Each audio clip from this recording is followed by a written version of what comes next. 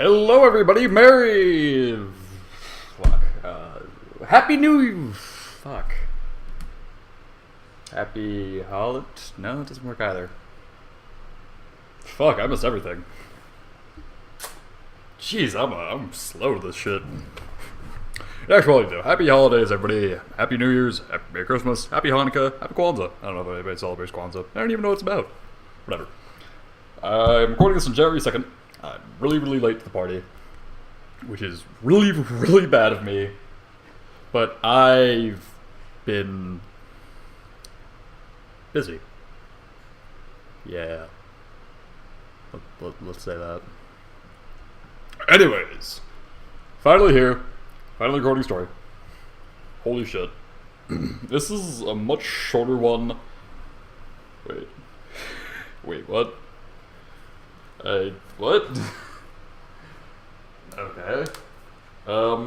This is weird. It says it's 1,543 words, and then the word total says 1,492. One of these things not like the other. Anyways, this will be a really short story. As a way to get me to get back. I will be having a much longer project for those of you who have reached or heard my Garden of Chaos reading, or just heard in general, or read in general for yourself. It will be relating to that, because the author was like, hey, you should read that other story that I did. And I was like, yeah, I should. So I will. But that's neither here nor there. Because that's a long story, and the last time I did a long story, it took me over a year to finish because I'm a dumbass. That's enough rambling. Today we'll be reading No Comment by Monolithium. Fair warning, don't write on 2 hours of sleep. Trust him. A story with an add-on, and the methods he takes to dissuade the princesses from asking him so many questions about his home and culture. Lacking the basic courtesy of a pony and definitely disregarding their pride and magic, this human drops to lows that are usually only seen the most disgusting of humans. Enjoy it or not, I had fun writing this, and it's more of my sanity than anything. Sounds interesting. Especially when the first chapter is called You Still Smell Like Doritos. It was between this and 2 other stories. One of them involving incest, one of them involving Celestia being too heavy. My options were very good. Let's go to the story. Provided it loads. I didn't think this through properly, truly. Also, if you can hear anything in the background, it's probably my heater, because my dad likes to keep on the heater, even though I turn it off constantly. It's really fucking hot in my room. I don't like this shit. Alright. Anon, open up already. I brought all these news crews with me, so open the door and tell us a little about your home. Twilight Spark continued to bang on the door, but I stayed inside where it was safe, and I had hot pockets. Hot pockets! As long as I had my hot pockets, I was safe. I looked down into the big cardboard box of sustenance and happiness. 1 hot pocket left in stock. Hope was low, as was morale, general outlook on life, and self-esteem. Oh. In other words, back to the norm. Oh. Tossing the box aside, I stood from my spot on the floor, disturbing the wrappers and tossing the microwave across the floor. I pulled on my suit jacket and snapped my wrists a few times, bringing my ensemble back to gleaming quality in a second. I moved the muscles in my face from the panicked, fear-ridden expression and adopted a disgruntled, apathetic to your opinions face that never had sat well with the ponies. Especially that nag, Twilight Sparkle. Wait, does this mean ponies have hot pockets? Sweet. 2 months of being here with only my name and a single descriptive sentence to tide the overly curious princesses and the subjects of it seemed to be but lacking for them. I knew from the moment I got here through the cosmic lateral internet teleporter that the purple one would bug me. You could see it in her big animu eyes. Fuck that weeaboo shit. The opinions reflected in the story do not necessarily reflect the opinions of the reader. Swearing is back online. Indeedly fucking doodah. I turned to the door, which rattled repeatedly, and even bulged inwards a few times, and made my way towards it. I gripped that handle and flung the bastard open, leading with my right foot. My mama always said, put your best foot forward. What's wrong with your left foot? Said foot collided with Twilight's face, and I stopped her into the ground, leaving a twitching princess on my doorstep. I withdrew the baseball bat I kept next to my door frame in case of baseball bat emergencies, you never know, and I lined the thick of the bat up with the Twilight's noggin. Clark! Yes, it was a generic line, but it was perfectly fitting at the same time. It'd be more fitting if it was a golf club. Instead of zipping out over a green field and scoring me a beautiful hole-in-one... Yep. You have anything to say? I'm recording. You have anything to say to the people? You have anything to say to the people? Yeah, the people. I'm recording. Is that all you have to say?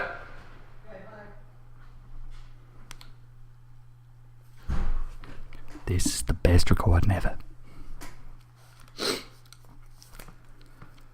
And scoring me a beautiful hole-in-one, the Purple Princess's limp body skipped down the 5 stairs leading up to my home. The reporters were shocked for a moment, and I stared at Twilight's unconscious body. Except for a throbbing horn. Sex jokes. She'd be fine. I would know. I ditched her by throwing her in front of a train once. Of course it was an accident. Fingers and arms can be trippy things sometimes. Can't always control them correctly. Idle hands are the devil's playthings. True story. I walked back inside my house and closed the door, locking only the bottom lock to be polite, of course. I cleaned the clumps of purple fur and violet hair off my bat with my forearm, and laid it back next to the door gently. There was complete silence outside, granting me peace for a little while longer than asked for. Such was a gift that I took advantage of. I stripped down to my tidy whities and slept beneath the covers of my futon, one of the very few on this planet. Pretty beds were too small and gaudy anyway. Agreed. I was asleep for either 20 seconds or 20 hours. It's hard to tell. Before a knock came from my front door. An angry one at that. You can tell the difference, you know. A normal knock is more crisp and clean, while a pissy one is obnoxious and disturbing my sleep. I dressed and grabbed my bat, ready to greet the guests at my doorstep, as any gracious host should be wont to do. Should be wont to do. What? Oh, whatever. I turned the knob and pulled the door inwards, looking down at a purple alicorn princess with a much darker purple lump large enough to rival her horn. She had remnants of tears streaking down the left side of her face, but at this point she was all fury. Yes, I asked. I was in the middle of a fantastic dream where none of you ever bothered me ever. Oh, how lovely! Twilight opened her mouth, grew a look of genuine genius revelation, and then shut her nose hole. What? Her noise hole. I can't read, apparently. I'm illiterate, apparently. Okay, no, I'm not illiterate. I'm not illiterate. Nope, not getting into that.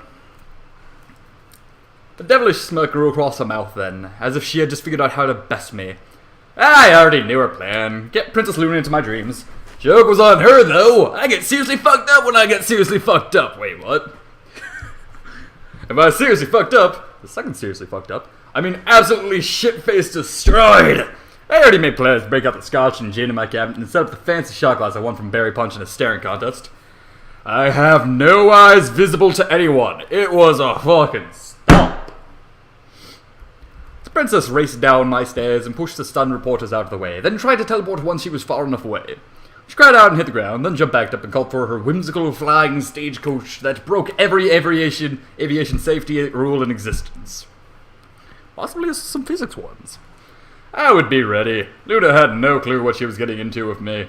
She had never visited me beforehand, or before poof, as the case might be, because ponies, whatever, I don't know. So this would either be a historic event, or a national tragedy. All bets for option 2 go in the left basket, ladies and gentlemen. All bets for option 1 go in the right. Place your bets now, everybody. I took off my jacket, draping it over the chair delicately before the shit-facing could begin. Everyone in Ponyville knew I fell asleep around 12:30 at night. Or in the morning. So it was no big surprise that Luna would be ready to invade my mind with Twilight behind her and attempt to question me within my most private of privates. Not my junk, but my mind. Which was also full of all different kinds of junks. Strangers junk, email junk, anime junk, funny junk, MMOs, all kinds of garbage and useless dumb shit. But this is where that junk would certainly pay off. Certainly. And with the force of 5 shots of disgusting cheap gin and scotch mixed together into a freak show of booze heresy, My might would take the share, could shake the pillars of sanity itself. Hoo-hoo! How delightful! Hoo-hoo! I sat down and rolled up my sleeves, pouring each shot in my fancy-ass shot glass deliberately, and taking the drinks even more so.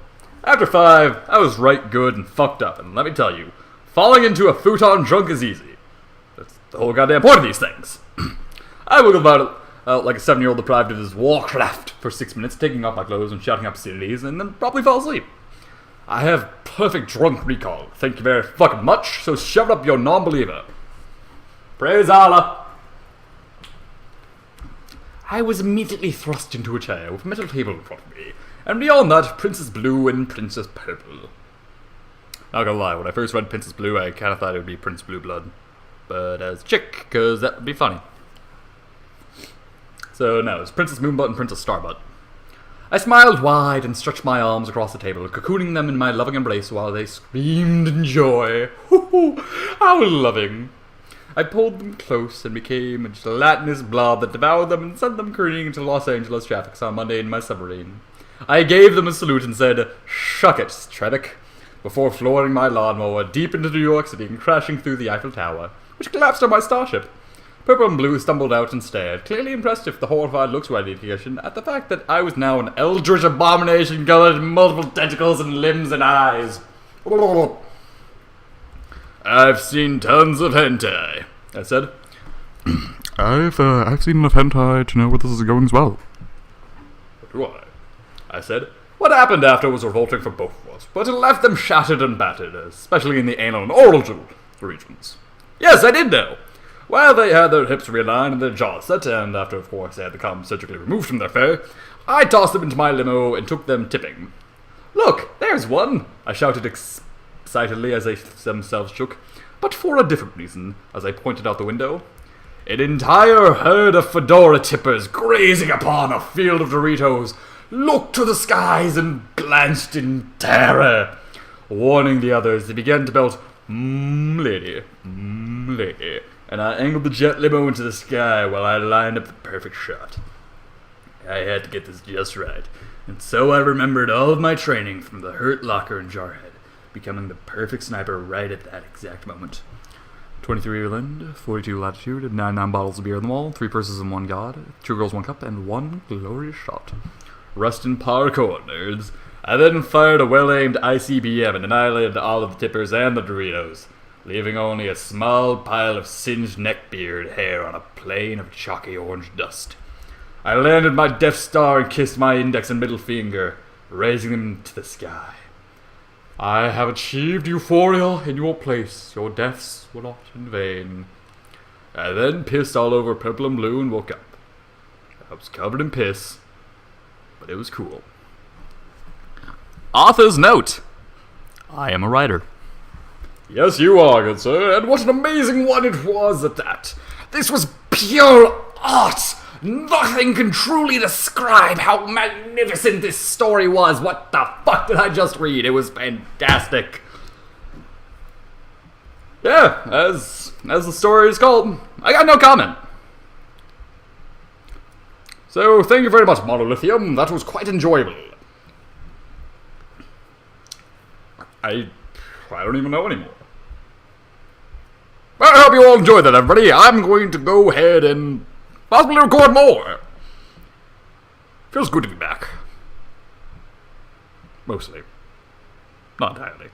Don't expect much from me. I'm lazy. Where's the fucking stop button? Where is it? Yeah, there it is. Bye.